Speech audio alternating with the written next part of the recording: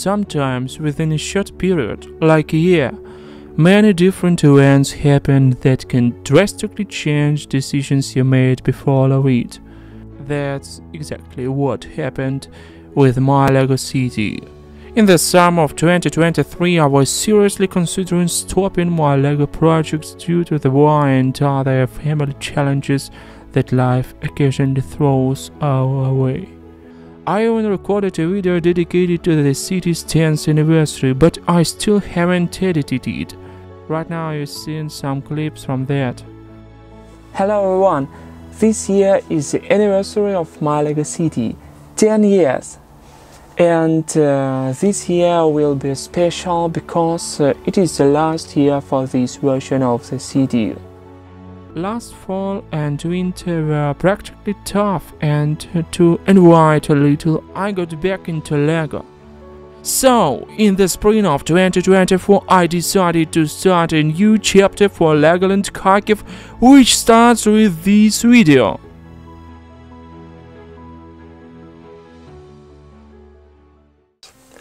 Hello everyone, dear friends. These days we celebrate the City Day of Kharkiv and the Independence Day of Ukraine. Because of the war in our country, there is a lot of things to be repaired or built anew. And I'm sure that at least some of it will happen sooner or later. That's why I think it's symbolic as faith in the best in our country to announce today the beginning of the big reconstruction of Legoland Kharkiv, which is planned for the next few years. Ladies and gentlemen, I present to you the public city hall. Voila! This is the most epic building in the city at the moment, where anyone can watch how the city is run, or maybe visit the city library, or book several halls for various events, or just book a hotel room on one of the top floors in this building to enjoy just to enjoy the views from the windows and also good quality service. Well, let's go on with the review. So, let's go!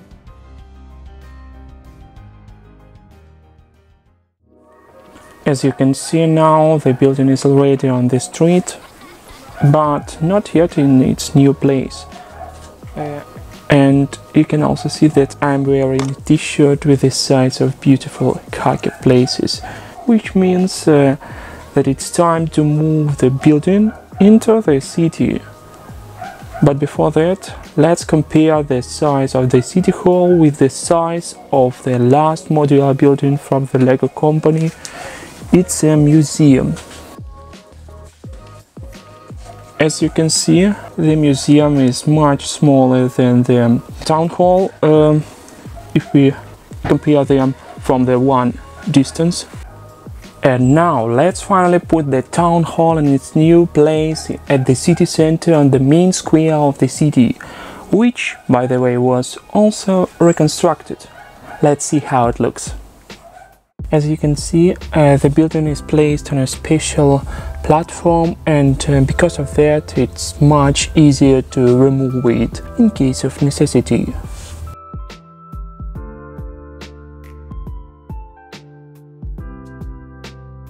Creating from Lego, I never model the expected result in programs like Lego Digital Designer or others, because I think that such programs dive you into some additional frameworks, and creativity doesn't like frameworks. I try to think through everything in my head, rotating a couple of bricks in my hands, and the only limitation is the amount of details, which are often not enough, and I have to create something from the available bricks.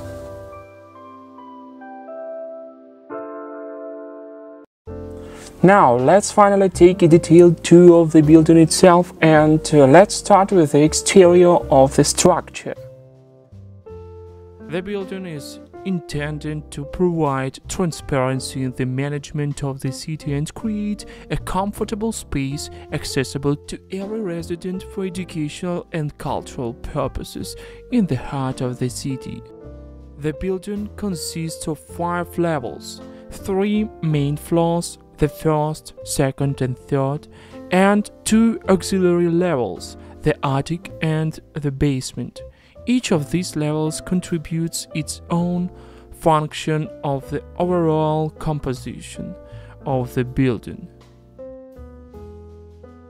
Let's start with the roof. It's made in the rich red color, which gives the whole building a majestic and grandiose look. The pointed spires, topped with golden crosses, immediately evoke associations with the Gothic style. These elements emphasize the height of the building and create a sense of aspiration upwards, which is characteristic of the Gothic style. The facade of each of 3 main floors is decorated with numerous standard-sized arch windows framed by vertical columns on both sides. On the first and second floors of the building are windows with ornamental patterned decorative panes. These windows are decorated with colored panes of glass that from intricate patterns give the building sophistication and attract attention. They are reminders of elements used in classical architecture, emphasizing the importance of the building and giving it a majestic appearance. The central part of the first, second floors above and opposite the main entrance is decorated with large arched windows with the mosaic pattern of transparent and colored Lego pieces. These windows create an impressive lighting effect, especially when light passes through the late construction. The use of such windows enhances the central composition of the building, emphasizing its importance and status. There are 2 different types of windows on the 3rd floor. The first type is windows with decorative panes made in mosaic pattern. This type of windows is reminiscent of the classic or Gothic architecture, where such patterns were often used to create complex and attractive compositions. The second type of windows on the 3rd floor are windows with rounded tops made of transparent and blue Lego pieces. They create an effect of light penetration and add a sense of lightness and airiness to the building. These windows can be interpreted as elements of Renaissance architecture, where the use of light and simple forms gave buildings harmony and elegance. The columns, which are located at the 4 corners of the building and occupy the 1st and 2nd floors, are one of the key architectural elements that give the building strength and monumentality. These massive columns are designed in the Roman style with expressive capitals and decorative reliefs emphasizing the influence of classical architecture. The vertical bands on the columns create an elongated effect, which visually increases the height of the building and makes it more majestic. On the 3rd floor, above these massive columns, there are more graceful columns that add extra lightness to the building and emphasize its multi-level structure. These graceful columns serve to elegantly complete the vertical composition of the building, continuing the classical tradition of using different types of columns to mark the hierarchy of levels. The front colonnade of the building is an important architectural element that gives the entrance to the town hall a majestic and solemn appearance.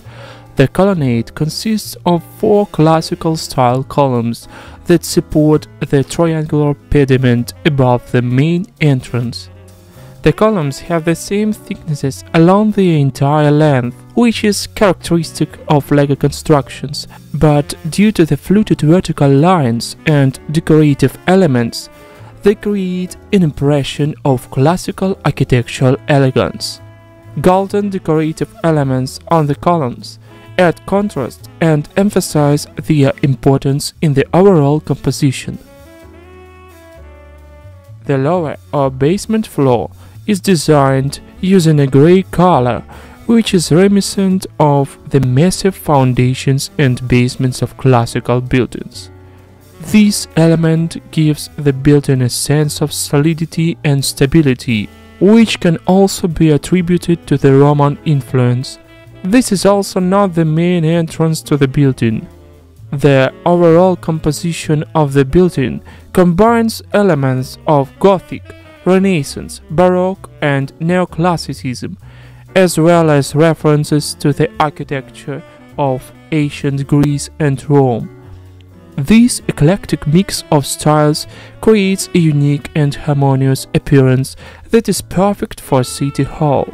Every architectural element, from majestic columns and decorative pediments to elegant windows and symbolic lion heads, emphasizes the status and importance of the building, inspiring respect and reflecting its social significance.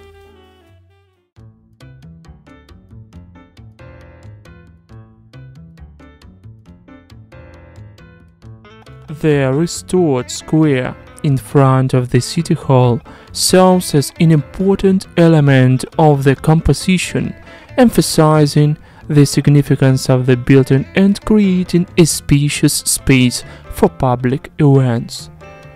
The square is surrounded by new street lamps that provide soft and even illumination, giving the whole scene a cozy and safe atmosphere in the evening. The street lights installed around the perimeter of the square have modern and elegant designs that harmonize with the classic style of the town hall itself. They add an air of modernity to the square while maintaining its traditional appearance. The lighting also emphasizes the relief elements of the square's paving, creating a play of shadows and light that makes the space visibly more complex and interesting. On both sides of the central part of the square are small two-tiered amphitheatres with comfortable benches and large bushes that add greenery and natural accents. These amphitheatres create comfortable areas for relaxing and socializing, softening the strict lines of the architecture and making the space feel more cozy and lively. This restoration not only updated the square, but also made it more appealing to residents, providing comfort and style in the center of the urban space. And now let's dive inside and see what's there.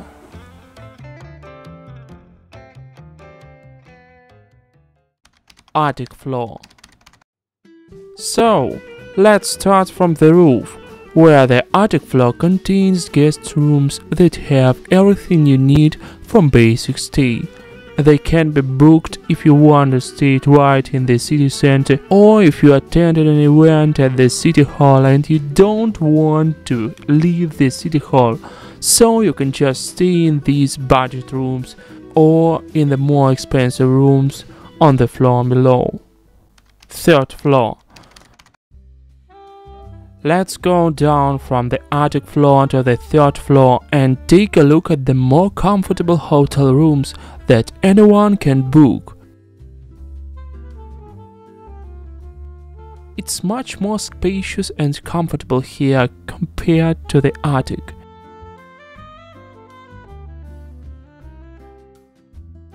The rooms are equipped with everything you need for a long stay.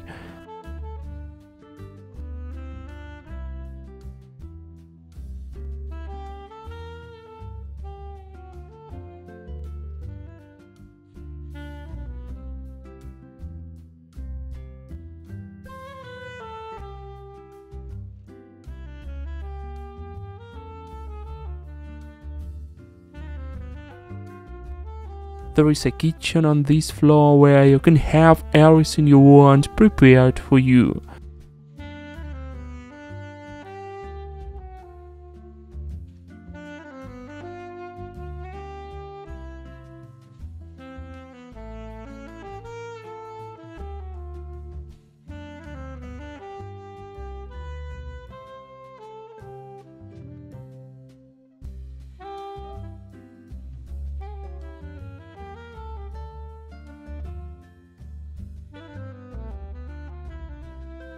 Additionally, there is a common area where guests can eat or simply socialize.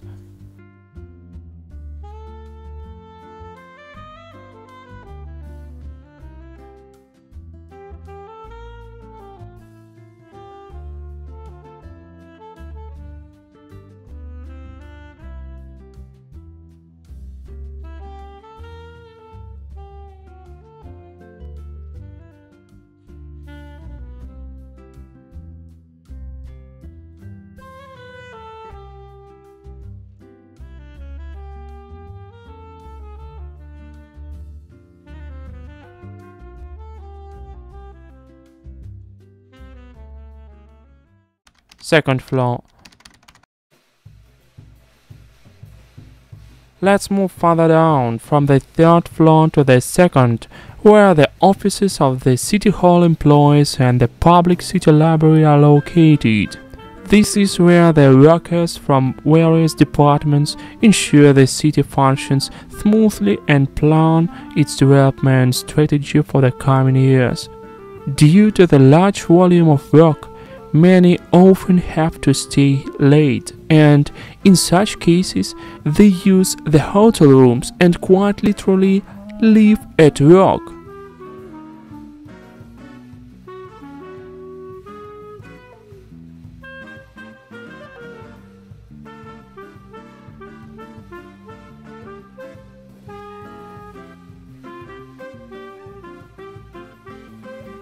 On this floor, you'll also find the office of the mayor, who meets with the residents several times a week to hear their opinions on what else can be improved in the city.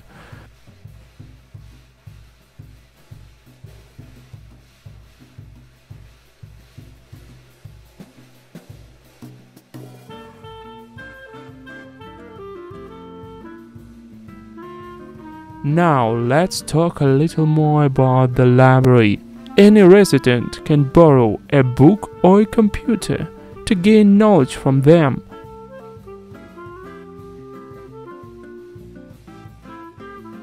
There is a small reading area, so you can either read in the library or take a book home.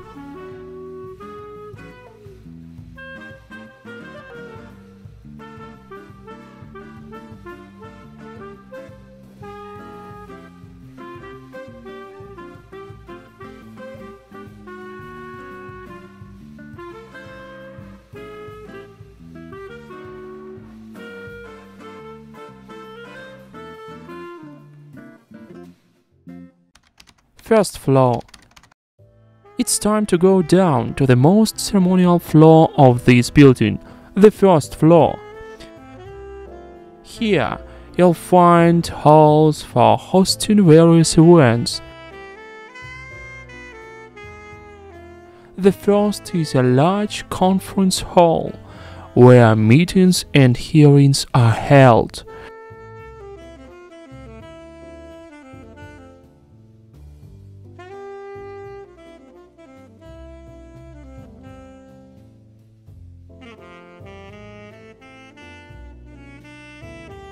The second hall is designed for gatherings and cultural events.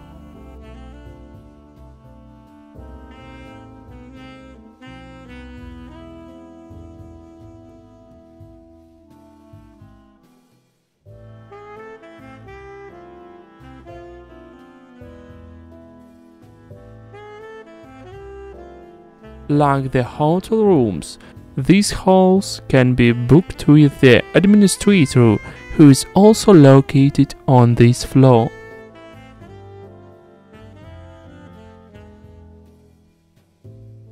Additionally, the main entrance to the building is on the first floor, within a hallway leading to all the rooms situated here. This is my favorite floor. It's simply magnificent.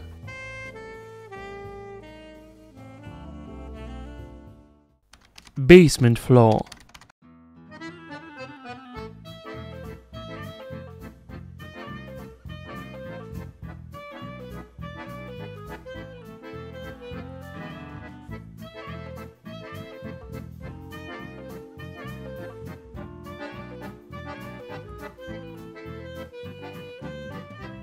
And now we reach the final floor, the basement. On the side of the large conference hall, you'll find the stage where speakers give their presentations, as well as a secret security room. The staff here can provide additional safety in the building during unexpected situations using a hidden passageway.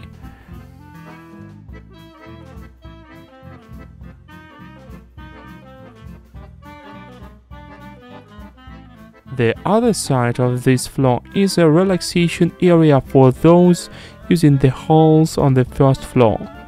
It has everything you need for a comfortable stay: a kitchen,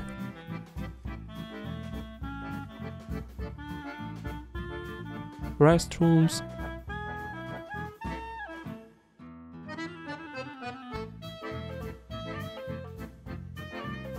a shower, and a security post.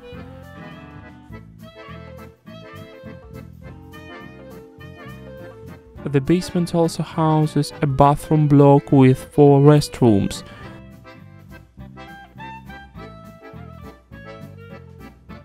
There is also a service entrance, which is the most often used by the staff.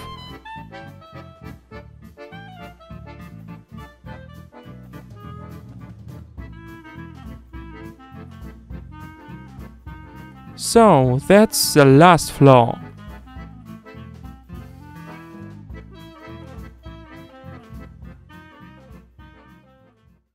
Well, it's time to grand finale, the beginning of the transition to the next level of construction is done, and I hope you like this updated space. So, if you enjoyed this video, like, comment and subscribe if you want also. See you! Bye! Are you still here?